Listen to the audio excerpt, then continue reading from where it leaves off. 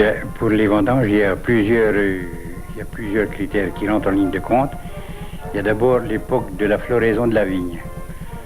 En principe, il faut 90 à 100 jours pour que le raisin soit mûr. Maintenant, il y a quand même l'état de la récolte.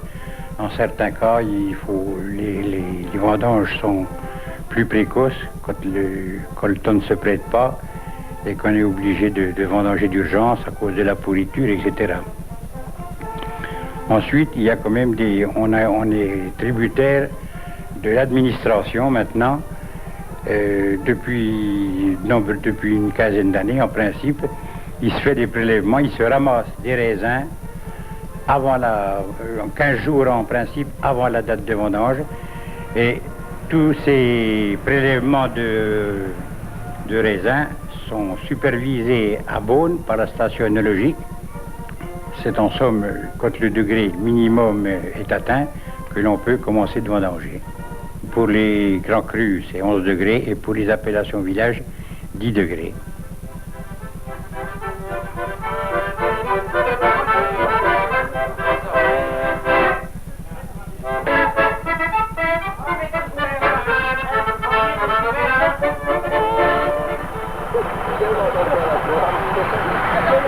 Et alors, le banc des vendanges, qu'est-ce que c'est? Le banc des vendanges est fixé d'un commun accord avec le maire du village, le président du syndicat et une commission des 5, qu'on appelle les 5 sages. Alors, le banc de vendange, tout le monde est réuni, et ma foi, chacun statue, c'est une réunion assez ouverte. Et ma foi, chacun apporte son opinion, et en définitive, on dit, bon, ben, c'est la date, c'est telle date qui est retenue comme la période où l'on doit vendanger. C'est ça, la fixation du banc de vendange. Et depuis une dizaine d'années, c'est quand à peu près le début de la vendange? Ben, c'est-à-dire qu'il n'y a pas une vendange qui se fait de la même façon, hein. En 76, on a vendangé le 11 septembre, et en 79, vous voyez, on a commencé le 13 octobre. Alors il y a de gros décalages. Passe la première d'abord pour démarrer. Pour la commune de Moret-Saint-Denis, il y a environ 150 hectares de vignes. Il y a en principe une trentaine d'hectares de grands crus, 60 hectares d'appellation village, et le reste en petite appellation, ce qu'on appelle l'appellation régionale, Bourgogne Grand Ordinaire et Bourgogne Aligoté. Moi, j'ai 7 hectares de vignes. Les vendanges, en somme, dans un village, il faut compter, tout le monde n'est pas prêt en même temps, il faut compter que les vendanges s'échelonnent sur une 15 à 20 jours. Enfin, chez moi, elles durent une semaine. On tâche de faire dans une semaine.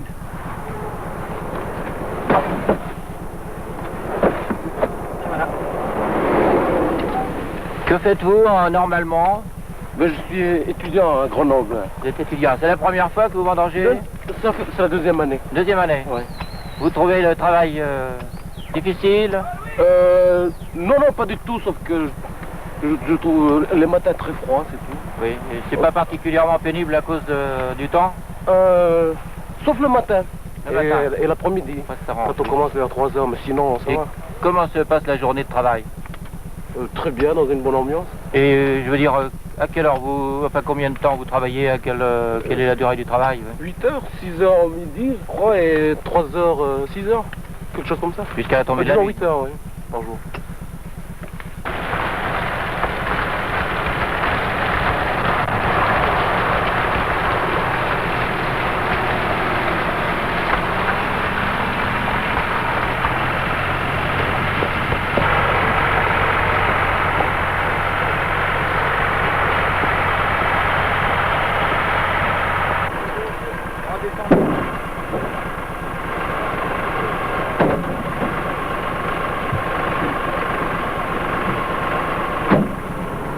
Pourquoi faites-vous les vendanges, mademoiselle? Je suis au chômage et je fais les vendanges pour gagner un peu d'argent. Que faisiez-vous auparavant? J'étais éducatrice auxiliaire. Et vous trouvez ce travail pénible?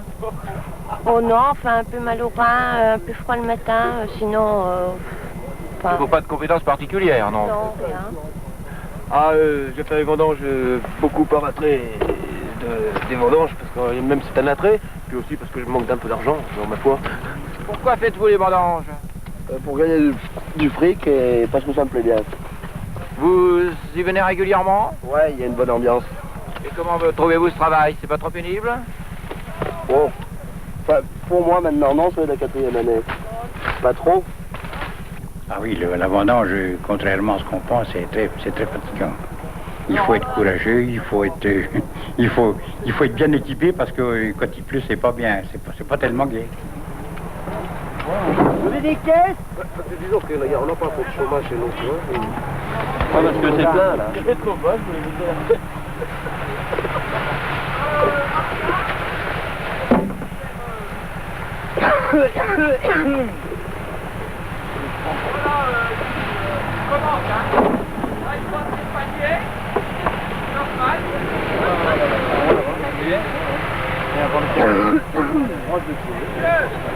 Ah merde.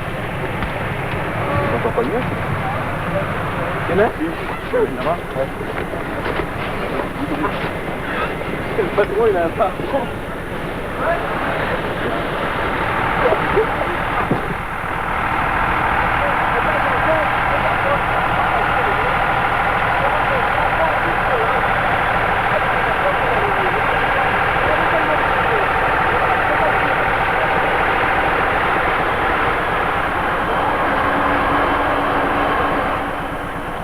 Pour les grappages, il n'y a pas d'obligation de dégrapper, c'est à la volonté du viticulteur. Maintenant, c'est conseillé tous les ans, lors d'une réunion qui a lieu à Beaune avant les vendanges, c'est préconisé en somme par le directeur de la stationnologie, qui est le directeur de l'INRA de Dijon.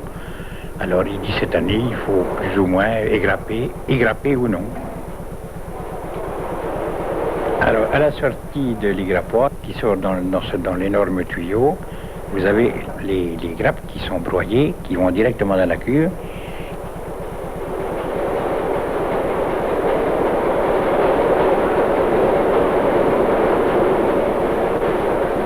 En dessous, vous avez les rafles qui tombent dans un récipient et après qu'on va détruire, qu'on jette, parce qu'ils ne sont pas utiles.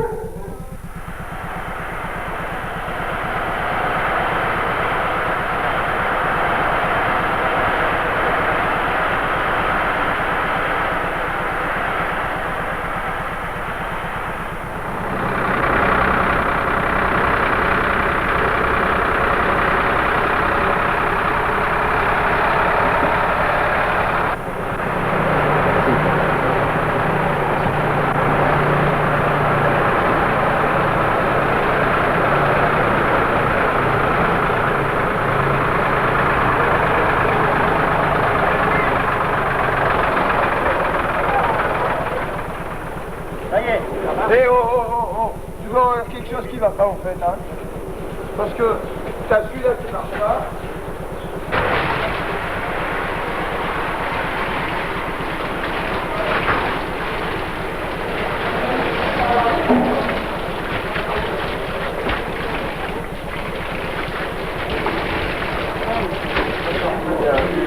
C'est pas pour on va leur donner des sécateurs. On peut pas manger avec des sécateurs.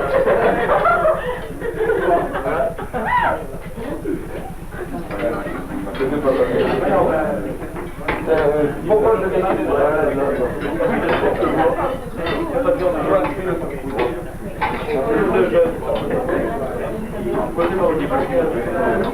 Et c'est la tradition d'accueillir les vendangeurs, les coupeurs? En principe, on les nourrit à midi, enfin il y en a une trentaine à midi et le soir, il y en a quelques-uns qui repartent à Dijon.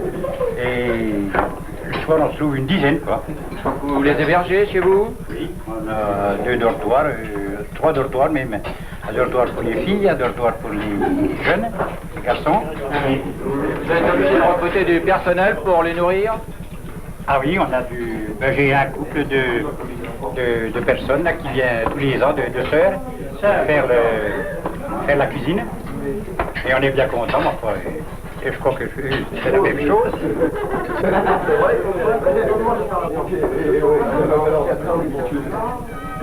Et là, je pas de moi là, ça me fait dans l'école. À la sortie du fouloir égrappoir, Le raisin est envoyé dans une cuve de vinification.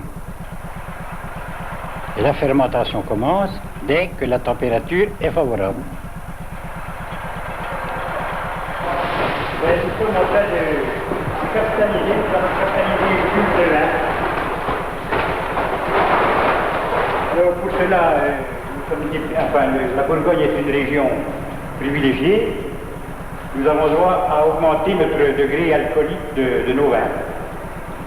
Nous avons droit à 3,7 kg pour 1 hectolitre de vin.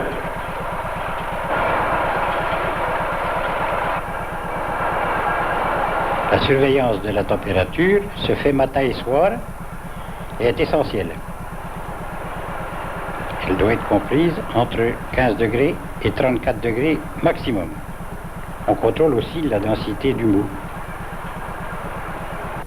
Eh bien, ils sont en ce qu'on appelle piger la cuve. La cuve est en pleine fermentation et dans une cuve en fermentation, vous avez le jus qui reste au fond et vous avez en somme la masse solide qui est au-dessus. Alors 2 fois par jour, on mélange pour arriver à faire un liquide homogène.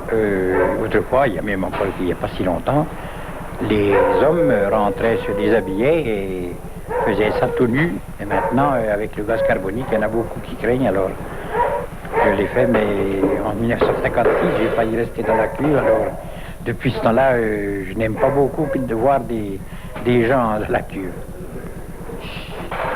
Le raisin fermente pendant une douzaine de jours après la mise en cuve. Ensuite, on décuve le jus qu'on appelle 20 gouttes.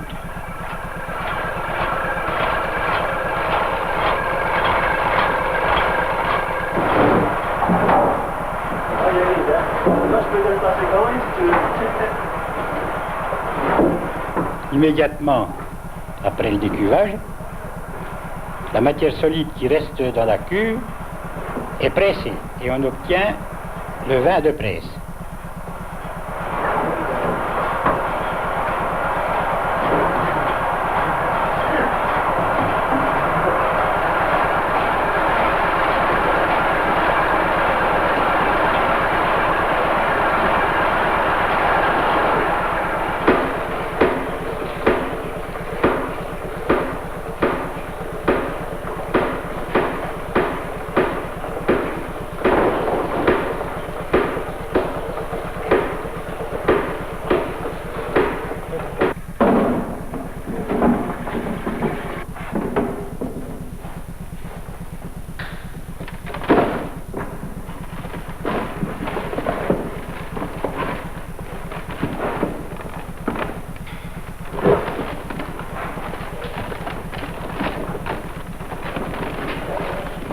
Je suis en train d'émietter les mares.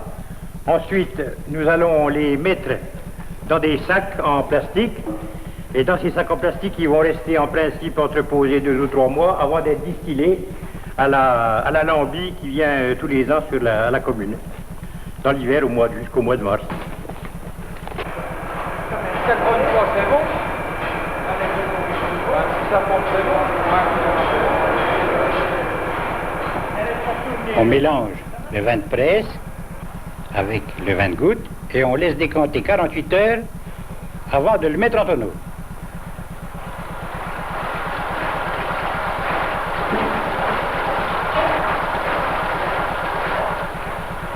La mise en tonneau se fait environ 15 jours après les vendanges.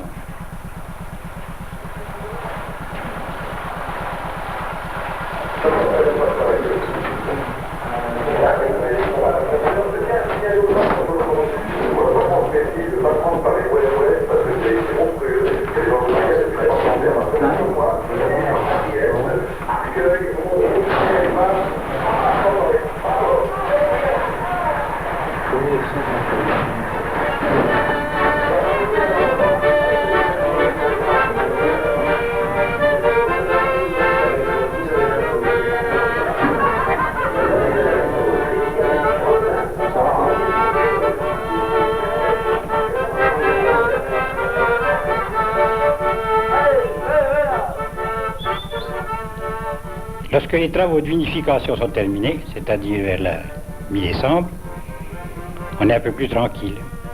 Et on emporte les morts au distillateur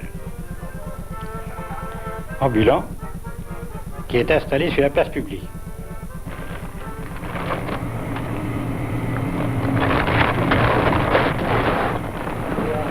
Et combien de temps restez-vous à Moret? Environ un mois et demi.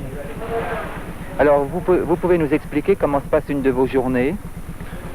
Ben, on arrive le matin à 6h moins le quart. Et on termine la journée à 7h, 7h15 le soir. Et vous êtes en permanence dans votre petite cabane? Continuellement, oui. Les mares, vous arrivent d'où? Eh bien, ils arrivent de Moret, de chez les propriétaires, et arrivent à la machine pour être distillés et livrés, l'alcool livré aux liquoristes ou à l'État. Et jamais au vigneron? Aux vignerons aussi, quelquefois, quand ils veulent prendre leur alcool en charge, payer les droits à l'État. Et il y a toujours le privilège de bouilleur de cru? Oui, mais ça disparaît de plus en plus. Tous les jeunes n'ont pas le droit au privilège.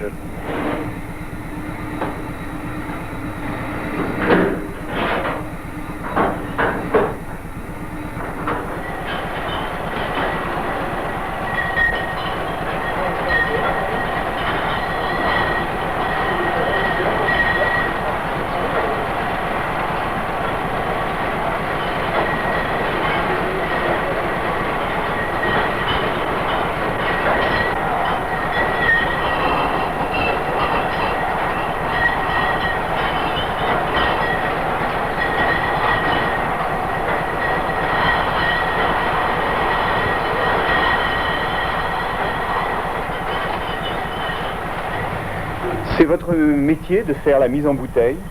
Oui, je fais ça toute l'année. Nous tournons de vendange à vendange. Nous arrêtons seulement pour les vendanges, pendant que les viticulteurs font leur vin. Vous travaillez uniquement en Bourgogne ou vous allez dans d'autres régions?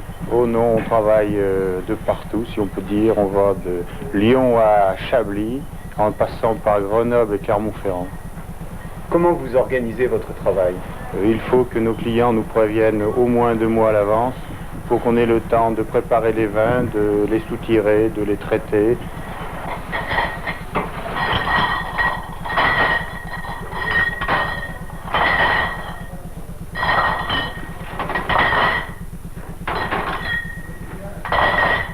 Monsieur, vous ne faites pas votre mise en bouteille vous-même? Non, depuis une dizaine d'années, je prends M. Charnet, qui est embouteilleur à domicile, et j'en suis très content. Je prétends que le travail qu'il fait est formidable parce qu'il emploie quand même c'est déjà du matériel industriel, notamment en ce qui concerne la filtration. Combien de bouteilles? Ben, cette année, nous allons mettre 15 000 bouteilles, ce qui représente à peu près les 3/4 de ma récolte normale. Eh bien, en ce moment, on est en train de mettre les 79, c'est-à-dire qu'ils auront passé, en somme, 2 hivers un été, 2 étés et 2 hivers en tonneau. Et, ma foi, les analyses s'étant révélées bonnes. Et à la dégustation, on prétend que les 79 sont très parfumés, et ma foi, c'est préférable d'enfermer ce parfum en bouteille, parce qu'on prétend que ça ne gagne plus rien en fût. Je mets mon vin en bouteille parce que je pense qu'il est plus intéressant de le vendre directement aux acheteurs éventuels plutôt que de vendre toute la récolte à un seul marchand de vin, négociant.